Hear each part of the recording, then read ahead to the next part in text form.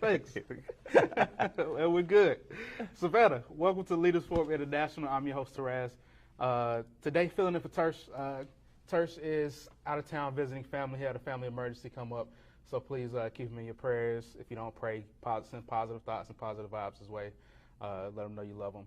But today we have a very special guest, Mr. Kareem McMichael. Hello. Owner of Karmac Productions and just documentarian, producer, director extraordinaire here in Savannah. Oh, appreciate it. Yeah. Thank you. Yeah, seriously, man. Like every time I talk to somebody, I say, "Do you know? Have you ever heard of Kareem McMichael? I'm thinking about doing something." They're like, "Yeah, he's awesome." Okay. Yeah. Great. So that's good, man. So Awesome welcome to the things. show. Thank you. Thank you for having me. I'm glad to be here. Awesome. Before I let you introduce yourself fully, we usually start the show just saying thanks. Like the whole premise of LFI is to say thank you to the community leaders who are doing amazing things in the city. So his job. So thank you from us for doing amazing things, but also who is somebody you would like to thank? That would be a long list of people, so I'm trying to condense it. And originally, I'm born and raised in Macon, so I would definitely have to say my grandfathers, my grandmothers. Like I grew up in a rich family, and my parents for their direct line of like enriching me. And then the people I was surrounded with, even in my community in Macon, people who were like on the school board, people who were educators, doctors, and like black business owners who I grew up watching doing these things since I was like 5, 6 years old. And then when I came to Savannah, I will say former Mayor Otis Johnson was one of the first people I remember seeing speak here, and it just stuck with me. So every time he would be speaking somewhere and I got to speak, or he got to speak, I really wanted to be there and see him speak, see what history he gave out and talked about as far as his city, because I know he's from Savannah. Yeah. And it really opened up my eyes to things that's going on here. And I guess to a degree has led to a lot of the course of the different city dealings and things that I do now. When I was on the Film Commission, and now I'm on the Cultural Affairs Commission. So I would have to say Otis Johnson. That's awesome. Yeah. So like, what's the story of something that he said that stuck with you? Well, when I did this documentary, I actually wrote the desegregation. One of the things that stuck with me during our interview with him was he said that the Savannah River, I'm probably going to misquote it by mistake, but basically, the current above the river might look calm, but underneath it, there's a lot still brewing. But he was basically comparing that to the current, and this was in 2013, but still race issues that we have in the country to a degree. So, to an extent, we have come a long way, but then there's still, it's kind of like you said, there's this cool current on the surface, but underneath that, there's still a lot of work to be done with things. So that was one of many different things. Yeah. So tell us about some of your upcoming projects. Okay. Yeah. The most immediate one is I'm working on a documentary called "Does Your Weight Make You Wait?" with Camilla Flynn. This is a documentary that deals with not only physical weight but mental weight. And at the premise, we were focusing on people who originally, wanted to go into the entertainment industry, and maybe because of physical weight, they were hindered because of their size and different things. But then, a lot of it too, really, people do a lot of things psychologically and mentally, and sometimes are afraid to get help for various reasons, whether it be the stigma of mental illness. So we have a variety of people that we are going to interview. We've already interviewed about half of them from different walks of life and their journey along the way of overcoming these issues that have been plaguing them. And we're going to kind of wrap it into the life of what's going on with Camilla right now and her journey and where she's trying to go going forward. And hopefully, someone, if they're inspired by this, will see something in a way to be like, okay, I can do these steps to help me get to the next level, or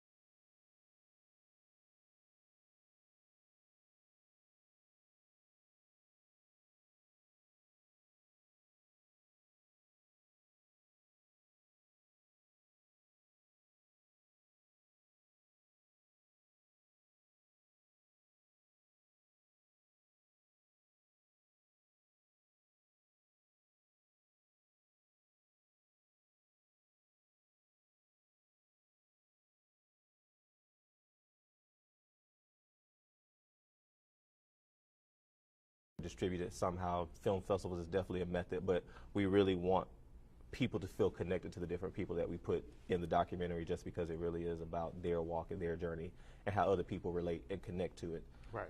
So Right. the other film of many, it's a long list, but other major kind of direct one, it will be one based off of the Savannah Feed the Hungry documentary that I produced last year about State Representative Carl Gilliard and his family starting the organization Savannah Feed the Hungry, which is a nonprofit that's statewide now doing things, but at the time when they created, I believe in 2009 or 10, it was just, it started here in Savannah. Right. And I know he's doing stuff with the farmers market now. He has a lot of other initiatives that he have going on that he talked about in the documentary that he's been planning for years back. But this will be more of a, well, though like a biopic actually, but people performing the role. So we'll have a script done, actors, performing. Yeah. A lot of things that we didn't necessarily get to touch in the documentary because you only have but a certain amount and we don't want people to be bored. But I think we did a good job at kind of keeping it tight to boom, boom, boom, and what happened. But then the other story of it too, even just really beyond what his family did in a very difficult time, because they were, at the time, he had lost his job and things and had become homeless themselves and was moving from hotel to hotel and eventually found a home again and stuff. But they are really doing groundbreaking things and helping people move from working poor either into middle, so really helping people establish financial literacy, education, food, health, nutrition. So all these things that sometimes government officials and people forget about that are basic needs for families and people, they're really helping to move people into this stability level and prosperity. Got you. That's awesome. So like why, so first of all, like Savannah's a really, you know more than me, but I feel like it's a really unique place and there are a lot of people doing great work like that. So like how do you pick and choose which projects you want to be a part of? That's a really good question. I know I'm very passionate about things that deal with, I just feel like if it helps somehow people in the community who are already facing challenges, then that's how I kind of pick and choose. Not that the other ones are any less relevant, but I just feel like, okay, here's a group over here that's already underserved. Here's someone over here doing really good things and has years of proof backing that they're moving families and people from this level to this level. Let's highlight that. Let's talk about what they're doing. Let's see if we can get more eyes on it to bring in resources.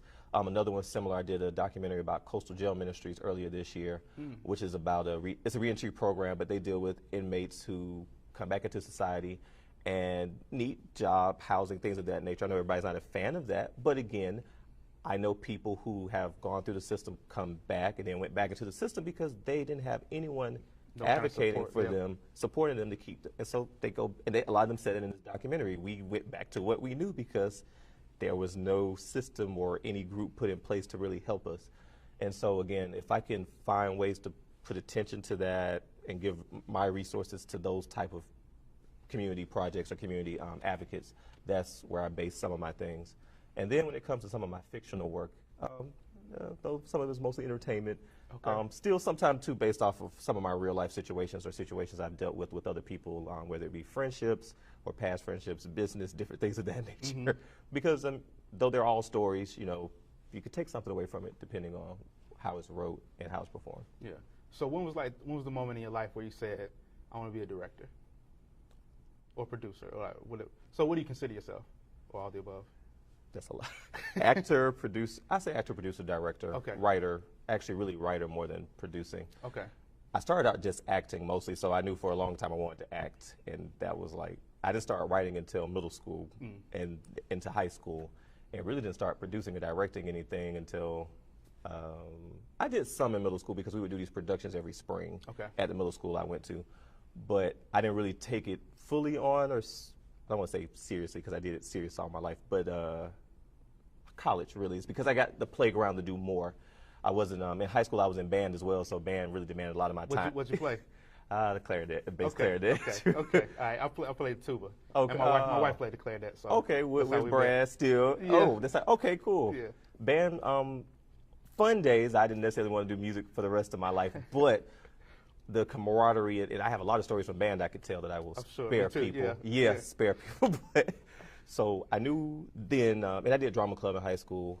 So for a while, at least since a little before middle school and definitely through middle school, I knew I wanted to act and do something in that world. Or aside from that, either be a TV reporter or a producer in that realm, in which I did work and knew some before switching back over into doing like film stuff more, but I've known for a little while. But I didn't start producing, like I said, and directing mostly until college because I had this playground, and theater was my minor, so I was able to really just be like, boom, get my feet fully immersed in all that I wanted to do with the profession. Yeah, that's awesome. So as a kid, what attracted you to it? Because you said you've been acting since middle school, right? This is funny. Yeah, one of the first things I remember is watching. I love watching Batman. Batman was like my favorite action hero growing up, still is. But Jack Nicholson playing the Joker was one of the roles that I would watch. And I was like, when I grow up, I want to do that. Now, looking as an adult, I was like, I probably look crazy telling people that, but I wanted to. That, and I grew up watching 13 WMAZ News in Macon, which is a CBS affiliate there. So I grew up watching Tina Hicks, Bill Powell, Frank Malloy, and I was like, when I grow up, that's what I want to do. I want to be able to, well, on the acting side, either just be something that's not myself. How often you get to play, you know, all these different people, and then you can go home at night and hopefully still be yourself and be sane. Or even with the news, informing people about what's going on, but being accurate about it and being precise in telling the community, you know, this is outside of the unfortunate things that do happen, but there's some positive things that happen too in the community. So being able to shed a light on that. So that's what I was watching growing up, and The Price is Right. Yeah.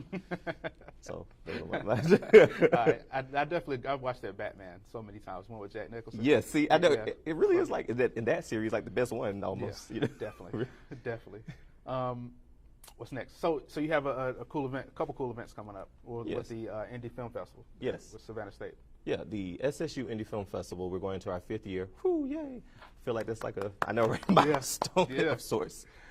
On October the 18th, we have our annual gathering. It's just a one-day thing that's only like an hour to 2 hours long, where filmmakers get to come. All this information is on our website, ssuindiefilmfest.weebly.com, or you just Google SSU Indie Film Fest, it pops up. But the gathering is for filmmakers, actors, anyone that wants to do something as far as in the film world. Can share movie trailers, can meet up with people to help them, you know, get their projects done, and then just share trailers if you have any movie trailers available and get to meet some different filmmakers. But then I also usually release information about the festival that's coming up, which will be April 2019. The dates, well, I don't want to put those out there yet just because they might change by a week. But just know it to be in April of 2019. That much we do know. But we want people to come, share their films. We have opened up submissions on Film Freeway, which is a film submission website. And anybody worldwide, no matter where you are, listening to this broadcast or watching, can submit your film to our film festival. And if the judges do vote it high enough to get into the festival, then it'll be screened in April and compete for awards. And we've had a variety of judges from people who produce NAACP Image Award nominated documentaries, some that are members of Screen Actors Guild, local Emmy Award winning journalists. So a variety of judges who are judging the film festival, really putting eyes on it. And we hope next year to have some speakers and more workshops. That's something that we did the first year but haven't done as much recently, but we hope next year to add that back into the component because a lot of our students, and the other reason we created the festival too really is a platform for student films, because not a lot of students especially sometime at Savannah State, but in general have a platform to display their films.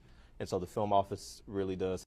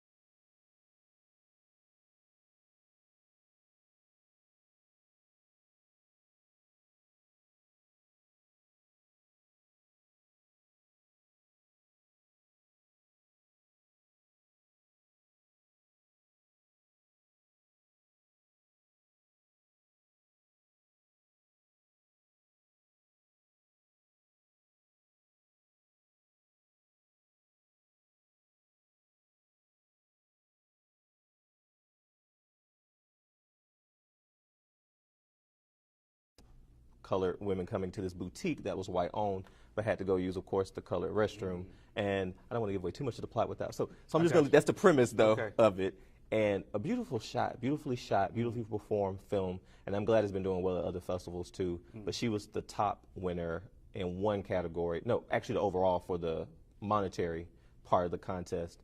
One of the other films, it was a film about a deaf girl, and by the end of it, like I said, but Nakia Stevens, she did that one, and she was actually a graduate of Savannah State. She's in Atlanta now, and she's producing more material, but that was a really well done film. And I think she's been sending it to other festivals too, so if anyone, I can't remember the name of hers right now, unfortunately, but if you Google Nakia Stevens, her film will pop up with it. Beautiful, really beautiful film. And there were a lot of other ones, like the list. Oh, one last one I mentioned. But this one was a comedy. It was hilarious. Okay. I can't remember the name of this film either. That's sad. But it was about these girls who decided to go to outer space because they were tired of being around men with all the things that's been going on in the world and in the country in the past year and a half to 2 years. So they go to outer space. But somehow men hijack this ship. Oh, man. And so they have this battle of the sexes to a degree, and then the movie ends. But that one was really hilarious. Space Girls, that's what it was called, Space Girls. Okay. Yeah, and theirs I have seen in a few other festivals too, so that one was hilarious. But it had a point behind it as well, though it was comedy, but it was really like this chauvinistic male takes over the ship, and the three ladies on it are like, wait a minute, whoa. So it was quite entertaining. Awesome. What was the next question? So two of those films, you said the people were from Savannah, but they went to Atlanta, right? So like, how do we keep more people and more filmmakers and more producers and more stuff in Savannah? Okay, that's a great question. A battle that's been going on for quite some time. Battle is probably a strong word. I think one thing, some people definitely want to be able to be paid. If you have a budget and you're able to afford people for their services, you know, pay them. That will keep some people here. A lot of times they go somewhere else because they can get more work that's paid there versus what's happening here. Or I think another thing too is finding a way to get producers to hire local more. So that way, again, too, people won't feel like, okay, a movie come here, but they're going to bring everybody from a different city to work on the movie. Now, don't get me wrong, for someone who produces films and stuff myself, I understand. When you're used to working with a certain team, and it makes it hard to sometimes be like, I'm going to have to trust somebody over here, there. Are they going to get it done adequately, things of that nature? But really taking advantage of the local talent that's here in a way that it helps them exploit their talents and grow their gifts and grow their resume will be beneficial. But then what I'd encourage people here, too, if you are local and you love it being here and you want to stay, you can still go do jobs elsewhere and then come back. I know sometimes traveling might be costly, but if you have a production that'll pay for your travel, but produce content here. Really produce out-of-the-world things here that brings that attention, draws it, you know, back to Savannah, so they'll know when they come, like, there are things going on down there beyond just Atlanta and, well, North Georgia, period, at this point, that there are things going on down here. And just connect. I would say connect with the film office. They're very open to helping people do projects here. They have a lot of resources. They have a lot of connections. People just need to reach out to them to make sure that they're doing their project and things the right way, so we don't have people giving Savannah a bad name for a film town. So those are like the top three things: paying people, more job opportunities when productions or people do come here, to hire local, and then create your own, create homegrown things that are good to show the world what's happening here and the different talents. That's the other thing too. And don't think film is just limited, because people just think it's all actors and producers. But I mean, beauticians, if you know how to do knitting, sewing, things of that nature, transportation, catering, the list goes on of what almost anything you can think of is probably needed at some point in the production of a film. People just have to know where to go to find you. So tap into the film office if you do have a company that you think could lend to a film production too. They would love to have your services if, you know. Great points. Great points. So before we go into the last few questions, I think I saw on Facebook at one point, like, you're part of the Council on something. Council on Cultural Affairs Commission. Cultural Gotcha. Affairs Okay, true. I was like, which one? No problem. True. I was like, am I on something? I had to go. Was like, who tagged me or something? No. Too many C's. Right. That is a lot. Sure. Okay, so how did you get involved with that, and why is that important to you? I got involved. I had they dissolved the Film Commission and put it with CETA, which was for more resources.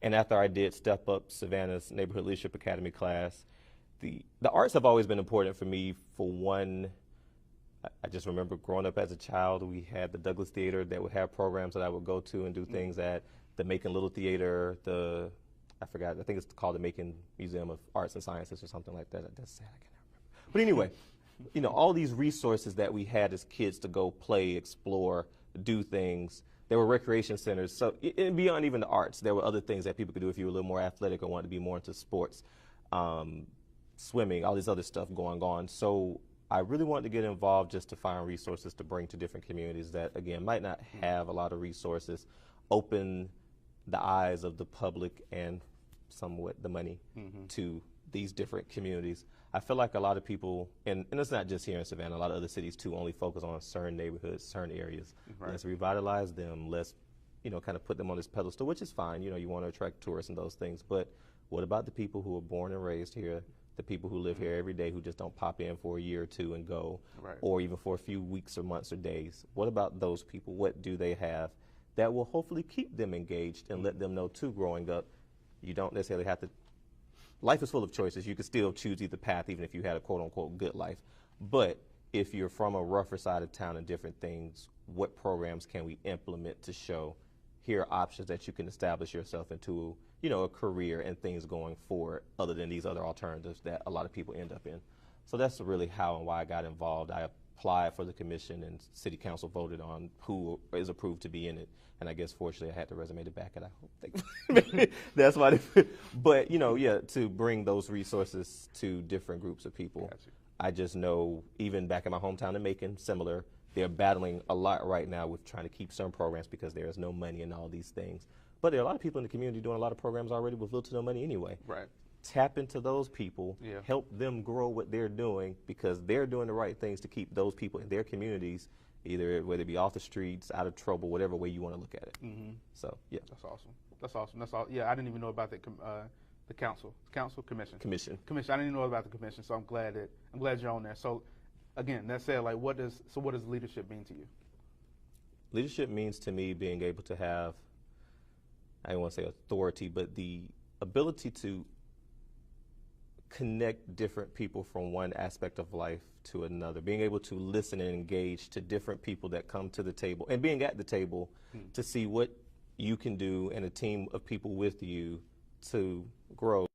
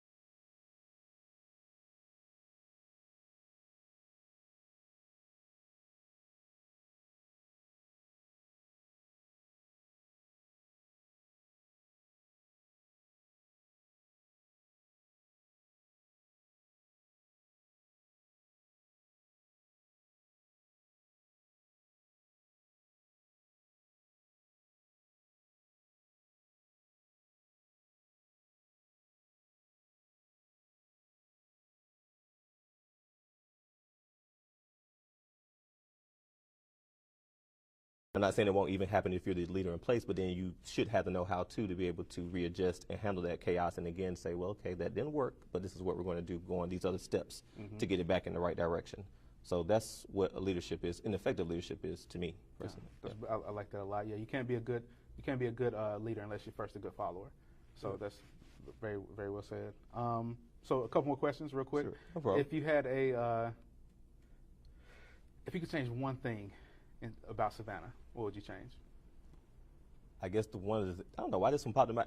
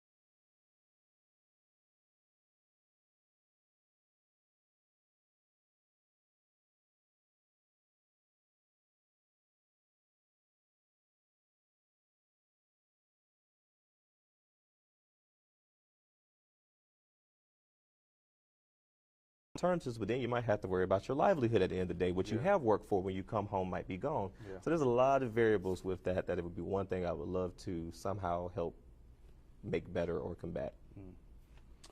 So what is one thing that we as, the community of Savannah can do to make Savannah a better place in 5 years?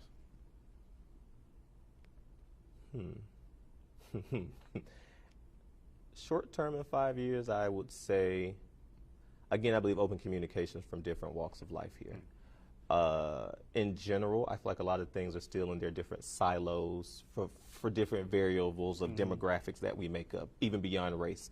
And so I believe that there were more people at the table communicating about literally what is needed to mobilize the city as a whole and how everyone can get a piece of the pie to a degree that would make things a lot better. And we would probably see some changes in some other things from maybe groups who are young teens now or teenagers and adults and wanting to, opportunities have to be there for people to want to stay in a city and a town.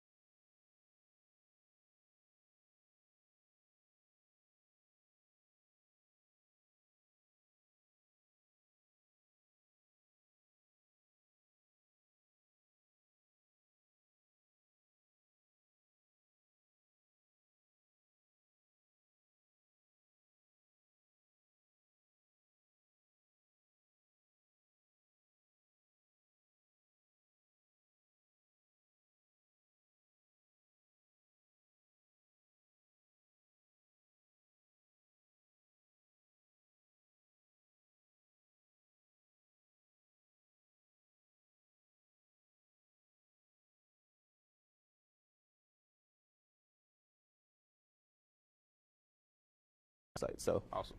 And there's a contact page on there, so you can find all my information there. All right. Thank you guys for joining us. Make sure you check these interviews out. The archives of everything is on the Facebook page at Lead for It. And you can check out Kareem's Facebook page as well. You can also check us out on YouTube or the website leadforit.com.